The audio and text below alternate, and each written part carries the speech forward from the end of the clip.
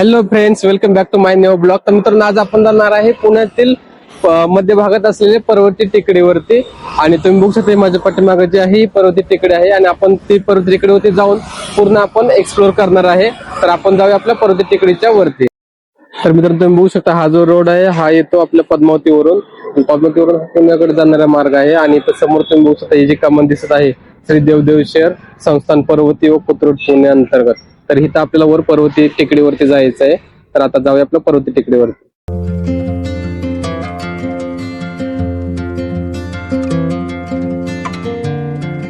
पायऱ्या चढतानाच आपल्याला छोटस महादेवाचं मंदिर आणि शिवलिंग पाहायला मिळतं.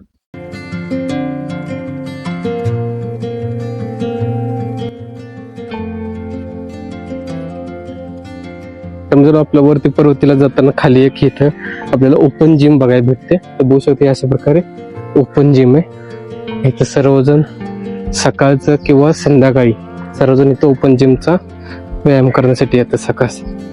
ते अशा प्रकारे ओपन जिम आहे, बघू शकता. तर मित्रांनो, आपण हे खालून असं पायऱ्या चढत आलेलो आहे आणि पूर्ण आपल्याला ही जवळजवळ 103 पायऱ्या आहेत. या अशा पूर्ण पायऱ्यावरती चढत आपल्याला वरती पर्वती म्हणजे जी पर्वती टेकडी आहे तिथं आपल्याला जायचं आहे. आणि बघू शकता खालचं पूर्ण ह्या साईडचा पूर्ण हा जनता वसाहतचा पूर्ण भाग आहे हा. आणि खालचा हा पुण्याचा व्ह्यू.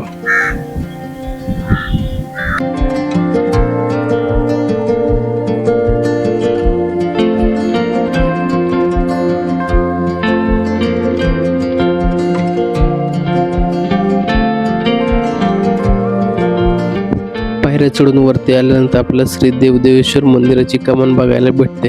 आत आल्यानंतर आपल्या राईट साईडला एक 10 ते 15 पायऱ्या चढून गेल्यानंतर समोरच आपल्याला देवदेवेश्वर याची महान दरवाजा, भक्कम असा महादरवाजा बघायला भेटतो.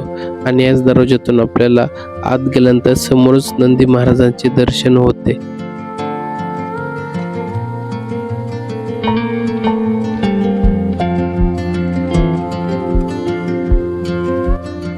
देवदेवेश्वराच्या मुख्य मंदिराशिवाय कार्तिकेय, विष्णू, विठ्ठल, रुक्मिणी इत्यादी देवतांची मंदिरे आहेत. यापैकी कार्तिक स्वामी मंदिर, श्री विष्णू मंदिर, होमशाळा इत्यादी इमारती देवदेवेश्वर मंदिरानंतरच्या काळात बांधल्या गेल्या. पानिपतच्या तिसऱ्या लढाईतील मराठ्यांच्या प्रचंड हानीमुळे खचून गेलेल्या नानासाहेब पेशव्यांचे प्राणत्याग जून इसवी सन 1761 मध्ये येथील होमशाळेत झाले. मुख्य मंदिर आधुनिक हिंदू शैलीत बांधलेले आहे.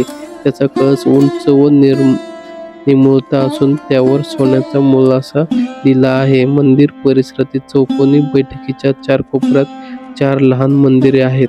ती सूर्यदेव, आग्नेय, गणेश नैऋत्य, अंबाबाई आणि विष्णू यांना समर्पित आहेत. इसवी सन 1766 मध्ये माधवराव पेशव्यांनी याच्यात 4 लहान मंदिरे आणि एक मुख्य मंदिर याचा समावेश होतो असे हे शिवपंचायतन विकसित केले.